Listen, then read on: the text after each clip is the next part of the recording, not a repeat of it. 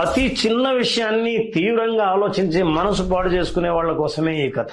ఓ వ్యక్తి ఎవరన్న మాటలైనా సరే వాటికి తీవ్రంగా స్పందిస్తూ గంటల తరబడి ఆలోచిస్తూ ఉంటాడు. మనసు ఎప్పుడు ప్రశాంతంగా ఉండేది కాదు, నిద్ర పట్టేది కాదు. ఓ రోజు ఓ సాధువు దగ్గరికి వెళ్లి తన బాధనంతా చెప్పుకున్నాడు. ఆ సాధువు ఉదయాన్నే తన దగ్గరికి వస్తే సమాధానం చెబుతానంటాడు. చెప్పినట్టే అక్కడికి చేరుకున్న ఆ యువకుడికి నిండుగా నీళ్లతో నిండిన పాత్రనిచ్చి 2-3 వీధులు తిరిగి నది ఒడ్డుకు రమ్మంటాడు. కానీ ఒక్క చుక్క కూడా ఒలికిపోకుండా చూసుకో, అదే పరీక్ష అంటాడు సాధువు. ఆ పాత్రనే చూసుకుంటూ వెళ్తుంటే చాలా మంది వింతగా చూస్తారు, కొంతమంది నవ్వుతుంటారు, ఇంకొంతమంది ఎగతాళి చేస్తారు. ఇవేమీ పట్టించుకోకుండా పని పూర్తి చేసి తిరిగి ఆ సాధువు దగ్గరికి వెళ్తాడు. ఇంతకీ మార్గ మధ్యంలో ఎవరెవరిని చూశావు అని అడిగాడు. నేను గమనించనే లేదు, నా దృష్టి అంతా ఈ పాత్ర మీదే ఉంది కదా అంటాడు ఆ వ్యక్తి. అప్పుడు సాధువు నవ్వి, మరి అదే కదా జీవితం, ఎవరేమన్నా వాటిని పట్టించుకొని విపరీతంగా ఆలోచించే వాళ్ళ జీవితం ఇలాగే ఉంటుంది. అనవసరంగా రాబోయే దాని గురించి ఆందోళన చెందకు, జరిగిపోయిన దాని గురించి చింతించకు, ప్రస్తుతంలో జీవించమంటాడు.